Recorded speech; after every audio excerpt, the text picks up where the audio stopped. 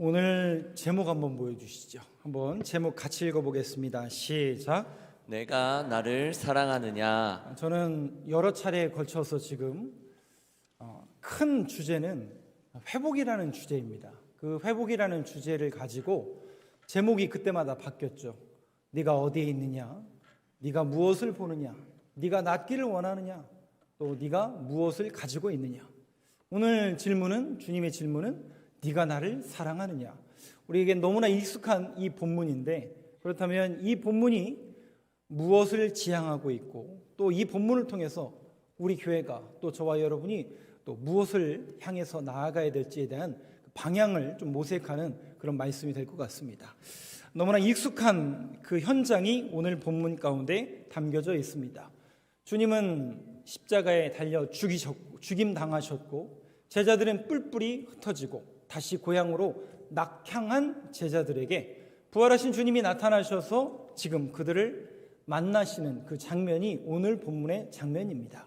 익숙한 이 본문을 함께 여러분들과 오늘 함께 나누면서, 또 이 자리에는 저도 마찬가지고 여러분들도 마찬가지겠지만 또 직분자로서, 또 세상적인 위치가 있어서, 또 어떤 내 인격과 내 자존심이 아직도 살아있어서 뭔가 지금 마음속으로는 불안하고 회복이 되길 원해야 되는데, 위로를 받긴 받아야 되겠는데, 뭔가 예배에 나와서 하나님의 안식과 위로를 받아야 될 텐데라는 그런 불안함과 떨림 가운데 있는 분들이 혹시 계시다면, 오늘 실망하여 낙심하고 좌절하고 모든 것을 무너지는 경험을 했던 오늘 베드로의 모습을 한번 여러분들이 함께 저랑 나누어 보시면서, 베드로가 나랑 같은 마음이었구나. 그렇다면 그 베드로를 하나님께서, 주님께서 어떻게 회복시켜 나가시는가, 여기 한번 초점을 맞추셔도 좋을 것 같습니다. 7절 말씀부터 제가 좀 말씀을 드리도록 하겠습니다. 한번 같이 읽겠습니다. 시작. 예수께서 사랑하시는 그 제자가 베드로에게 이르되 주님이시라 하니 시몬 베드로가 벗고 있다가 주님이라 하는 말을 듣고 겉옷을 두른 후에 바다로 뛰어내리더라. 네, 말씀을 띄워놔 주세요. 배경은 이렇습니다. 긴 내용이지만 제가 조금 압축해서 말씀을 드리면, 잘 아시는 대로 주님이 죽으셨어요. 어떻게 죽으셨냐면 주님께서 말씀하신 대로 죽으셨어요. 내가 고난을 받을 것이고 인자가 고난을 받으실 것이고 죽임을 당할 것이다. 그렇게 십자가에 주님은 죽으셨습니다. 그 광경 속에서 많은 이들은 결국 뿔뿔이 흩어졌고, 어떻게 보면 제자 공동체는 결국 낙향하여, 그러니까 예전의 자신들의 모습인 자연인으로 돌아가고 말았습니다. 오늘 제자 등의 많은 이들 가운데 하나였던 갈릴리 어불 출신이었던 이 사람들은 다시 낙향하여 갈릴리로 돌아갔습니다. 그리고 그 갈릴리로 돌아가서 여전히 그들은 어부로서 다시 생업을 이어져 갔습니다. 밤새 수고하여 그물을 내리고 낚시질을 했지만 한 마리도 거두지 못합니다. 마치 텅 빈 그물만 그들은 올리고 말았습니다. 아무리 육신이 피곤하고 아무리 힘들어도 만약에 만선이라면, 아니 잡은 게 있다면, 이걸로 우리 가족을 부양하고 이걸로 나의 산업을 생각할 텐데 아무것도 없는 거예요. 텅 빈 그물인 거예요. 그러니 그들의 마음속에 얼마나 좌절과 또 무너짐과 그런 낙심과 좌절이 그들에게 몰려져 있겠습니까? 그때 주님께서 나타나십니다. 처음에 그들은 주님인 줄 몰랐죠. 그들은 그물을 거두려고 했어요. 왜? 다 실패했으니까, 텅 빈 그물이었으니까. 그때 주님이 말씀하십니다. 오른쪽에 그물을 내려라. 누군지 몰랐지만 그분의 말에 의지하여 그물을 내렸더니 그물이 어떻게 됐다고요? 가득 차 넘치더라. 그때 7절, 예수께서 사랑하시는 그 제자, 요한복음을 쓴 요한은 자신을 뭐라고 기록하냐면, 자신의 이름을 기록하는 게 아니라 주님으로부터 사랑받은 제자, 사랑하시는 그 제자, 바로 요한을 말하는 거고요. 그 요한이 뭐라고 얘기하느냐, 베드로에게 말하되 주님이시라. 그제야 눈이 열린 거죠. 주님이시라. 시몬 베드로가 그 소리를 듣고 있다가 주님이라 하는 말을 듣고 겉옷을 두른 후에 바다로 뛰어내리더라. 항상 이 베드로는 성격이 급한가요? 조금 여유가 있나요? 최고 급하죠. 제일 급합니다. 제일 급합니다. 그래서 맨 먼저 달려나가는 사람이 항상 베드로였습니다. 베드로가 맨 먼저 주님을 향해서 달려나갑니다. 8절 한번 보여주시죠. 같이 읽겠습니다. 시작. 다른 제자들은 육지에서 거리가 불과 한 50칸쯤 되므로 작은 배를 타고 물고기 든 그물을 끌고 와서 네, 여전히 베드로는 맨 앞에 튀어나가고, 그러니까 이제 배가 이제 육지에 더 다다라야 되는데 다다르기도 전에 베드로는 성격이 꼭 저랑 비슷해가지고 그냥 만지지 않으면 못 믿고 제일 먼저 뛰쳐나가는, 저랑 비슷한 것 같아요. 그렇게 베드로가 맨 먼저 달려나가서 주님 앞에 달려나갑니다. 그때 8절에 보니까 아직도 그들은 뒤에서 오고 있습니다. 근데 여러분, 이 그림을 한번 잘 생각해 보세요. 베드로는 지금 맨 먼저 튀어나가고 있고 제자들 공동체는 이제 서서히 오고 있어요. 그런데 지금 이 베드로 앞에 펼쳐진 광경은 무슨 광경이냐? 9절을 한번 보여주시죠. 놀랍게도 그의 인생 앞에, 그의 눈앞에 보여지는 광경은 두 가지에 주목하시기 바랍니다. 한번 9절 같이 읽겠습니다. 시작. 육지에 올라보니 숯불이 있는데 그 위에 생선이 놓였고 떡도 있더라. 두 가지죠. 불이 있고 아침 식사가 준비되어 있었습니다. 결국 밥 먹자는 얘기구나. 근데 좀 전까지 제가 뭐라고 말씀드렸냐면 지금 베드로와 이 제자 공동체는 어떤 공동체라고 해요? 지금 실망하고 좌절하여서 넘어져서 결국 낙향해 온 거예요. 그리고 밤새 그물을 내렸는데 잡혔다 안 잡혔다? 텅 빈 그물만 있는 거예요. 인생이 뭐 이렇게 안 되냐? 내 삶이 왜 이렇게 초라하냐? 뭐 하는 일마다 이렇게 빈 그물이냐? 라고 허망하고 좌절하며 마음을 내려놓고 있는 그 제자들에게 주님께서 나타나신 거예요. 그리고 숯불을 피워주시고 아침을 준비해 주십니다. 제가 이런 거 보면서 말씀 준비하다가 결국 우리가 참된 위로와 안식, 다른 거 필요 없이 밥 먹자는 게 참 위로구나라는 생각을 다시 한번 해보게 되었습니다. 밥 먹자. 저는 몇몇 분들은 아시겠지만 제가 이제 17살에 이제 대전에 처음 유학을 왔습니다. 시골에서 살다가 대전에 이렇게 유학을 왔는데 저희 누나랑 같이 이렇게 자취를 처음 시작을 했어요. 근데 세상에 깜짝 놀랐어요. 저희 누나는 이제 대학교를 올라가고 저는 이제 고등학교 1학년 올라가서 둘이서 자취를 하는데 저희 누나가요, 고발하는 게 아니라 진짜예요. 세상에 밥을 못 하는 거예요. 그럼 밥 누가 해야 돼요? 못하면 네가 해야지. 네, 제가 했어요. 그래서 진짜 제가 했어요. 그래서 그때 여러분 기억나실지 모르겠지만 이제 막 가스 난로를, 저는 이제 곤노 아시죠? 곤노에다도 밥을 해봤지만 손 이렇게 해가지고, 아시죠? 옛날 기억나시죠? 예. 그렇게 저는 이제 밥을 했었어요.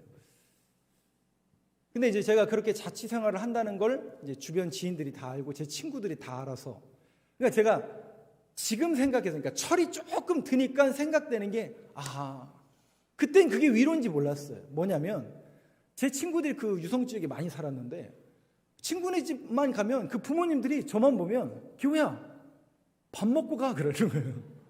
네. 이구동성으로 기호야 밥 먹고 가. 근데 그때는 제가 철이 없었다니까요.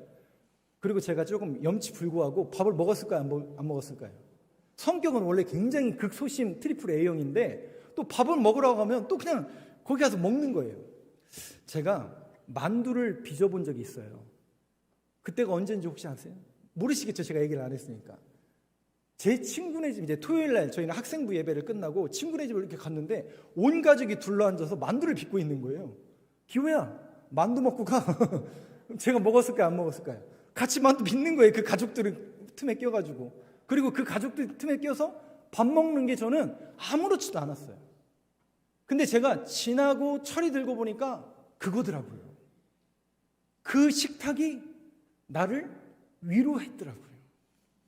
이 생명부지에 누나랑 저밖에 없는 이 대전에 와가지고 정말 외로울 것 투성이잖아요. 근데 외롭지가 않았던 게 그때 같이 밥 먹을 사람들이 항상 있어서 그랬구나라는 생각을 지금 철이 드니까 그게 참 나에게 위로였구나라는 생각을 해보게 됩니다. 여러분도 같이 한번 따라해 볼까요? 입이 열려야 마음도 열린다. 마음도 열린다. 맞는 것 같아요. 이 속담이 맞는 것 같아요. 입이 열려야 마음도 열린다. 주님이 그 실망하고 좌절한 제자들 아닙니까? 주님께서 어떻게 보면 믿었던 제자들 아닙니까? 야, 너 나 왜 배신했니? 너 나 떠나갔니? 분명히 여러분 기억나시잖아요. 주님이 돌아가시기 전에 뭐라고요? 네가 나를 3번이나 부인하리라. 아니요, 저는 목숨을 걸고라도 주님을 지켜겠노라고 호언장담하던 게 베드로라니까요. 근데 그 호언장담은 사라지고 그 위협 가운데 그는 무너졌어요. 그 주님을 다시 만났으니 면목이 있을까요, 없을까요? 그래서 제가 몇 주 전에 그 말씀 드렸잖아요. 어떤 목사님이 그 얘기를 하시더라고요. 교회에 오는 사람들은 누구냐? 서울시 중랑구 면목동에 사는 사람들만 온대요. 왜요? 그쵸? 면목 없는 인생들이 오는 곳이 교회라는 거예요. 저는 정말 맞는 이야기 같아요. 저나 여러분이나 하나님 보시기에 면목 없는 인생 아닙니까?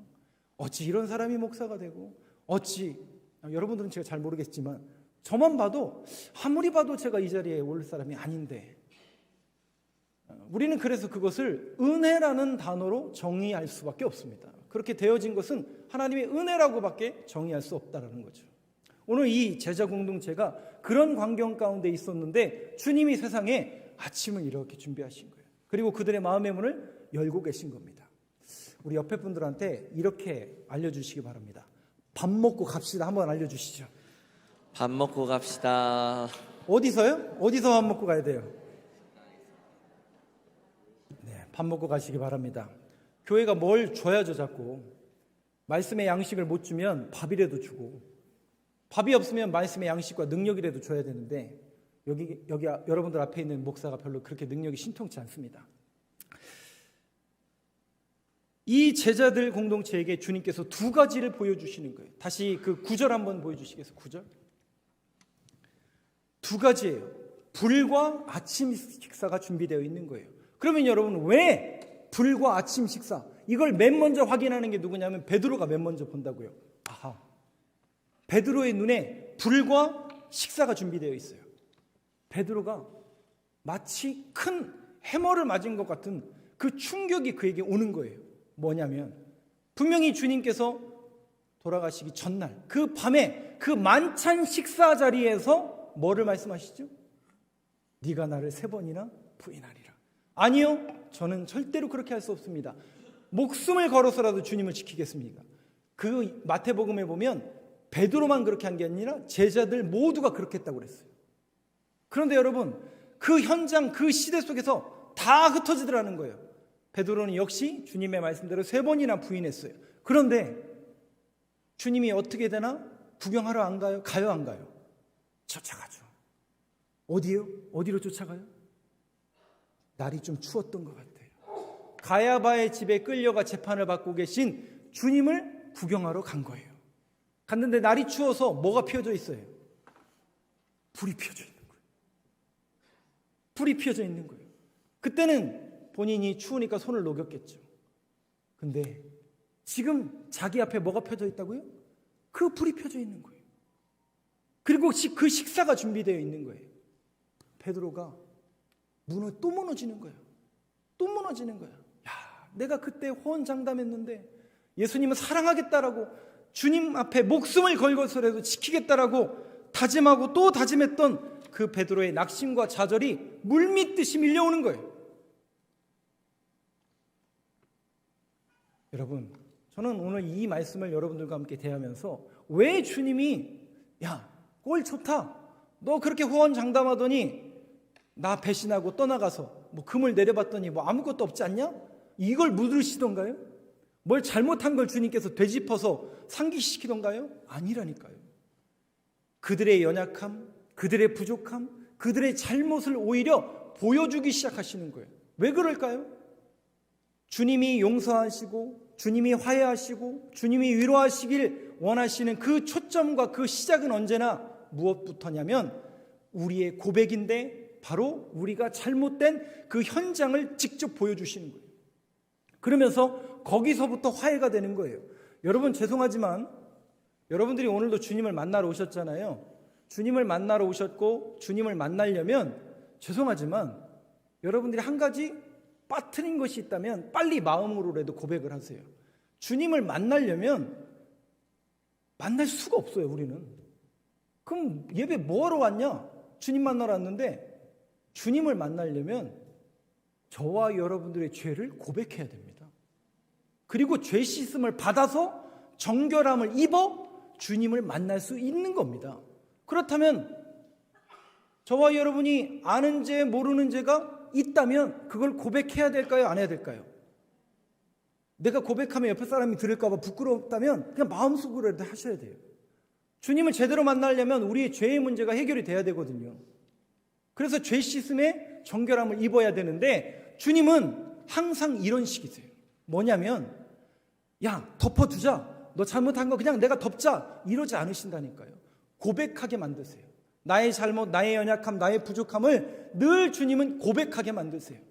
그리고 그거 물어서 뭐 어쩌자고 그런 게 아니라 거기에서부터 시작하셔서 그것을 용서하시고 그것을 사해 주심으로부터 우리의 용서와 화해와 위로가 시작되는 겁니다. 사랑하는 성도 여러분, 오늘도 저와 여러분이 이 베드로가 불과 식탁을 통해서 다시 한번 주님이 그것을 상기하시면서 네가 그렇게 실패하지 않았느냐, 그게 너의 넘어짐의 시작이지 않았느냐라는 것을 가르쳐주고 있는 것처럼 저와 여러분들의 부족한 것이 있다면 주님 앞에 낱낱이 구할 수 있는 믿음의 고백자가 되길 간절히 소망합니다. 거기에서부터 시작이 되는 거예요. 거기에서부터. 그래서 여러분들이 마음속이라도 빨리 모든 것을 주님 앞에 내려놓으셔야 됩니다. 그는 미쁘시고 의로우사 모든 죄악을 도말하여 주신다라고 말씀하셨으니 그냥 다 고백하시면 됩니다. 그래서 주님을 만나러 오실 때마다 저와 여러분은 항상 주님 앞에 모든 죄악을 정결함을 입기 위해서 다 고백하시길 바랍니다. 여기가 회복과 용서와 사랑의 시작입니다. 자, 그 장면을 보면서 그들이 깨닫게 된 거죠. 그러면서 15절부터 한번 보여주시죠. 제가 이 부분은 조금 스케치하듯이 그냥 조금 빨리 넘어갈게요. 여러분 잘 아시는 것처럼 주님이 물으세요. 뭘 물어보냐면 네가 나를 사랑하느냐. 3번 물으시는데 한번 성경만 읽어보고 스케치하듯이 좀 넘어가겠습니다. 15절 같이 읽겠습니다. 시작. 그들이 조반 먹은 후에 예수께서 시몬 베드로에게 이르시되 요한의 아들 시몬아 내가 이 사람들보다 나를 더 사랑하느냐 하시니 이르되 주님 그러하나이다. 내가 주님을 사랑하는 줄 주님께서 아시나이다. 이르시되 내 어린 양을 먹이라 하시고. 여러분 이 말씀 잠깐 띄워놔 주세요. 그들이 뭐예요? 아침을 먹어요. 그러면 이 아침을 먹는 광경이 여러분 어떤 광경일까요? 막 시끌벅적하고 이럴까요? 거기 앉아있는 사람들 무슨 인생이라고요? 면목 없는 인생들입니다. 야, 주님이 무슨 말씀을 하실까? 궁금하지 않았을까요? 도대체 주님이 무슨 말씀하실까? 일단 아침을 먹긴 먹어야 되겠는데 불은 펴져 있는데 도대체 주님이 무슨 말씀을 하실까? 혹시 혼내시려는 건 아닐까? 나의 죄악을 때리시려는 건 아닐까? 그런 궁금함도 그들에게 있었겠죠. 근데 그때 주님이 그들에게 물으시는 것은 단 하나예요. 네가 나를 사랑하느냐. 16절 한번 보시죠. 제가 읽겠습니다. 두 번째 이르시되 요한의 아들 시몬아 네가 나를 사랑하느냐 하시니 이르되 주님 그러하나이다. 내가 주님을 사랑하는 줄 주님께서 아시나이다. 이르시되 내 양을 치라 하시고 또 재차 물으십니다. 2번만 물으시는 게 아니라 17절 한번 보여주시죠. 3번째 물으십니다. 한번 같이 읽겠습니다. 시작.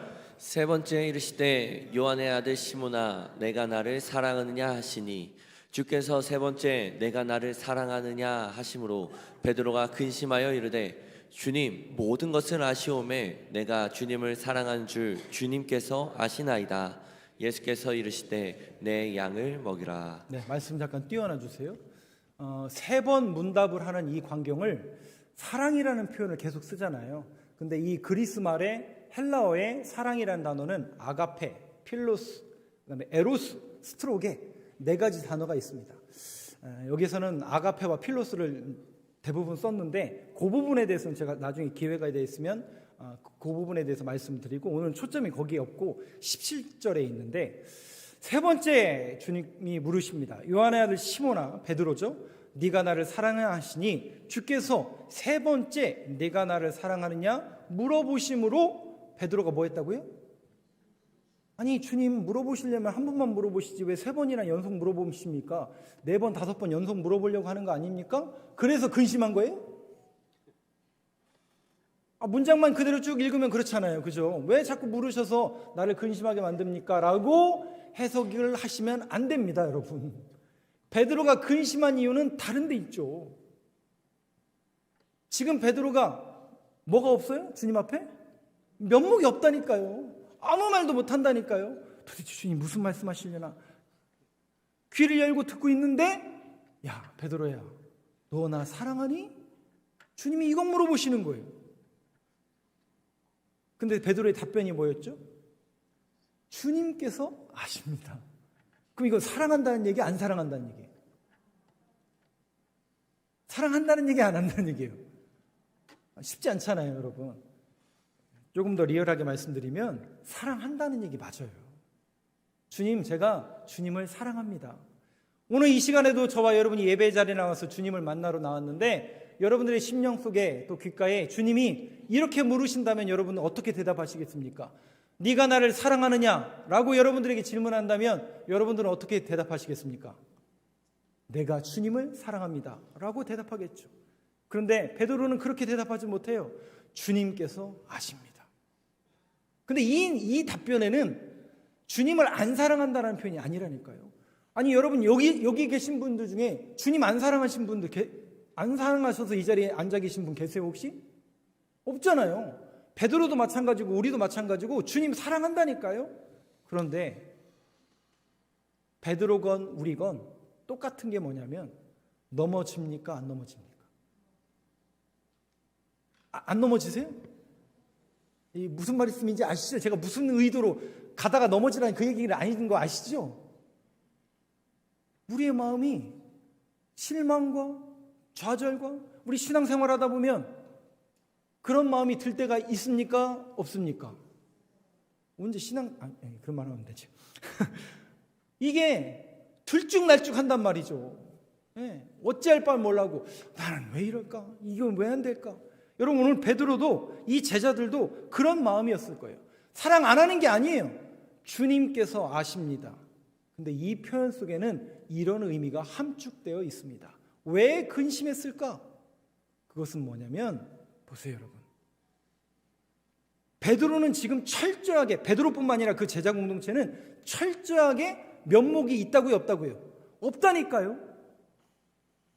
주님을 사랑한다라고 그 수없이 고백했지만 막상 그 문제를 만나고 그 고난을 만나고 그 역경을 만나니까 여지없이 무너지더라는 거예요.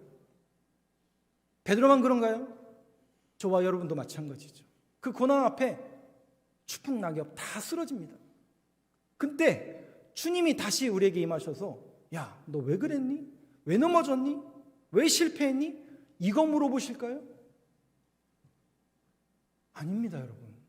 주님의 질문은 언제나 하나예요. 뭐라고요?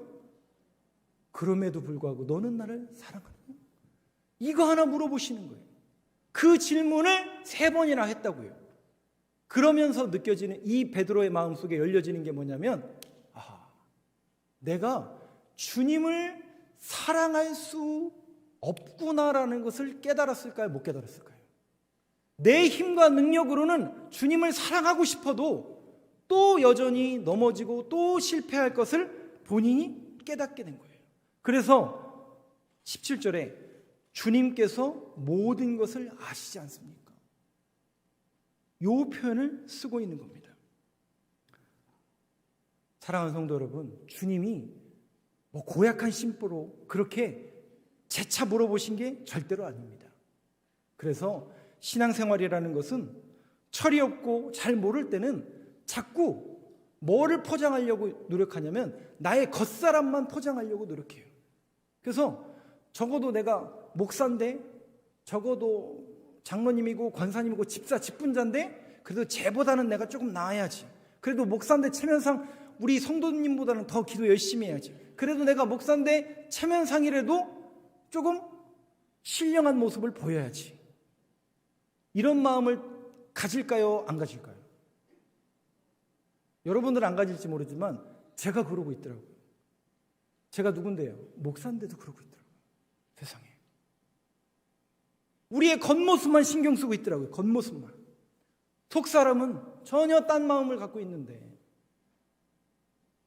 그래서 이 싸움이 얼마나 주님 앞에 무기력한 것이고 얼마나 비본질적인 것을 여러분들이 깨달으셔야 됩니다. 중요한 것은 항상 하나님은 우리의 겉모습을 보시는 게 아니라 마음의 중심을 꿰뚫어 보십니다. 멀쩡하게 목사라고 양복 입고 여러분들 앞에 이렇게 서 있지만 제 마음이 병들었다면, 제 심령이 약하다면 주님이 다 아시죠. 여러분들도 마찬가지입니다. 여러분들도 이렇게 예배 자리에 나오셨지만 여러분들의 마음의 상태를 주님이 다 아실 겁니다. 저는 몰라요. 그러나 주님은 다 아세요. 그 주님 앞에 저와 여러분 모두가 마음을 온전히 쏟아놓을 수 있는 신 앞에 선 단독자로 만날 수 있는 이 시간이 되길 간절히 소망합니다. 그래서 누가복음 22장 32절 말씀을 한번 띄워주세요. 주님이 다 아신다고 그랬잖아요. 뭘 다 아시느냐? 그래서 베드로에게 이렇게 이미 권면의 말씀을 주신 겁니다. 한번 같이 읽겠습니다. 시작. 그러나 내가 너를 위하여 내 믿음이 떨어지지 않기를 기도하였노니 너는 돌이킨 후에 내 형제를 굳게 하라. 말씀을 잘 보세요. 뭐 한 후에요? 돌이킨 후에요. 네가 절망을 경험해보고 밑바닥으로 내려가보고 네가 얼마나 힘이 없고 나를 사랑할 수 없다라는 것을 네가 철저히 깨달아야 되리라. 그 후에 네 형제를 굳게 하리라. 그러니까 여러분 보세요. 신앙생활이라는 것, 내가 믿음을 가지고 하나님을 사랑한다라고 고백하는 것은 말로 할 수 있다니까요. 근데 그 마음을 들인다라는 게 쉽지 않더라고요.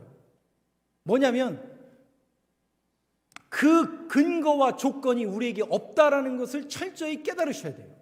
아하, 내게는 주님을 사랑하고 주님을 믿을 수 있는 근거가 없구나. 그러면서 베드로도 그걸 깨달으면서 결국 사랑이라는 게 뭐예요? 내가 주님을 사랑하는 게 아니라 아하, 뭐에 눈이 떠지는 거예요? 주님이 나를 사랑하고 계시는구나.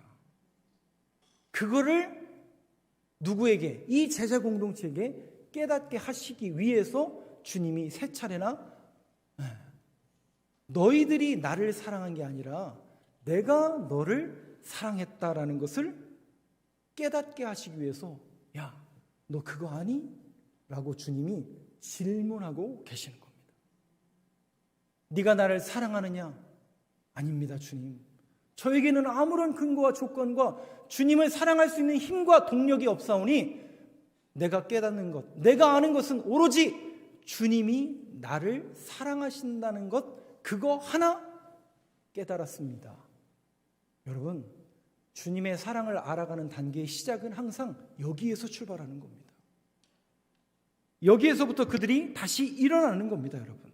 그래서 요한일서 4장 9절과 10절 말씀 한번 보여주시죠. 9절은 제가 먼저 읽겠습니다. 하나님의 사랑이 우리에게 이렇게 나타난 바 되었으니 하나님이 자기의 독생자를 세상에 보내심은 그로 말미암아 우리를 살리려 하심이라. 10절 같이 읽겠습니다. 시작. 사랑은 여기 있으니 우리가 하나님을 사랑한 것이 아니요 하나님이 우리를 사랑하사 우리 죄를 속하기 위하여 화목 제물로 그 아들을 보내셨음이라. 그거 하나 깨닫는 거예요. 내가 먼저 하나님을 사랑하고 내가 사랑했기 때문에 그 조건으로 하나님이 나를 사랑하신 게 아니라 이미 하나님은 우리를 사랑하고 계시더라는 거예요. 그거를 깨닫는 자리가 바로 이 자리였던 거예요. 사랑하는 성도 여러분, 오늘도 저와 여러분이 이 깨달음의 문이 열려지길 간절히 소망합니다. 아하, 세상은 나를 버리고 세상은 위로를 못 주고 세상은 다 여전히 힘의 원리와 힘의 능력으로 나아가지만 주님은 저와 여러분들을 사랑하셔서 이 자리로 불러주심을 믿습니다. 그러니까 그런 믿음의 고백으로 이 자리 가운데 우리가 담대히 나아갈 수 있는 거예요. 주님이 저와 여러분들을 붙드시고 주님이 저와 여러분들을 사랑하셔서 이 자리로 불러주셨다라는 그 믿음의 고백에 눈이 열리는 이 말씀과 이 고백이 저와 여러분들의 고백이 되길 간절히 소망합니다. 저는 몇 주간에 걸쳐서 여러분들과 함께 회복이라는 큰 주제로 말씀을 나눴습니다. 주님의 질문이었죠. 네가 어디에 있느냐? 네 이름이 무엇이냐? 네가 무엇을 보느냐? 네 손에 있는 게 무엇이냐? 네가 낳고자 원하느냐? 오늘 말씀은 네가 나를 사랑하느냐? 여러분, 주님은 왜 그 질문을 하실까요? 왜 주님은 이 말씀을 저와 여러분들에게 주실까요? 단 하나, 회복하기 위해서. 저와 여러분들 다시 사역자로, 다시 목사로, 장로로, 권사로, 집사로 주님의 일꾼으로 부르시기 위해서 회복하십니다. 왜 그러느냐? 바로 아까 우리 17절 말씀 한번 보여주세요. 맨 마지막 회복시키는 이유가 뭘까? 맨 마지막 내 양을 먹이라. 아니 목사님, 양을 먹이는 것은 목사님들이나 하는 거고 우리는 평신도인데 무슨 양을 먹입니까? 아니요. 저와 여러분들을 회복시켜서 주님은 생명을 살려내라고, 영혼을 구원하라고, 아직도 주님을 알지 못하는 그들에게 구원의 방주의 역할 감당하라고 우리 교회를 세우셨고 저와 여러분들을 부르신 줄로 믿습니다. 진짜 마지막 구절 하나 보여드릴게요. 11절 한번 보여주세요. 11절 한번 같이 읽겠습니다. 시작. 시몬 베드로가 올라가서 그물을 육지에 끌어올리니 가득히 찬 큰 물고기가 153마리라 이같이 많으나 그물이 찢어지지 아니하였더라. 여러분 물고기가 몇 마리예요? 150? 왜 153마리일까요? 그거는 목사님이 알려주셔야. 네, 맞습니다. 저는 이 말씀을 준비하면서 왜 153마리일까? 154마리면 안 되나요? 그러면 그물이 찢어지고도 더 되나요? 그럼 152마리면 그물이 안 찢어지고 그런 건가요? 숫자는 의미가 있다고 말씀을 드렸죠. 제가 지난주에도. 마찬가지로 153이라는 것은 그 시대에 바다에 사는 어종의 숫자를 153이라고 이야기합니다. 즉 모든 물고기들을 말하는 거예요. 여러분, 주님이 제자들을 70인 전도대로 부르시거든요. 그러면 그 70인 전도대로 부르시는 이유가 뭔지 아세요? 딱 70명이니까 아닙니다. 그 고대 근동 지역의 나라를 70개라고 생각한 거예요. 그러면 그 70인 전도대는 뭐 하라는 거예요? 그 시대의 모든 열방과 나라를 향해서 나아가라고 했던 거예요. 모든 물고기를 뭐 하라고요? 잡으라. 더 이상 물고기를 잡는 어부가 아니라 사람 낚는 어부가 되리라 주님께서 말씀하신 것처럼 저와 여러분 우리 교회를 하나님은 다시 한번 회복시키길 원하시고 회복되어서 이 땅과 이 열방에 아직도 복음을 알지 못하고 주님의 사랑을 모르는 그들을 향해서 모든 물고기를 잡으라는 그 주님의 명령 앞에 순종할 수 있는 우리 교회 또 저와 여러분들의 인생이 되길 간절히 소망합니다.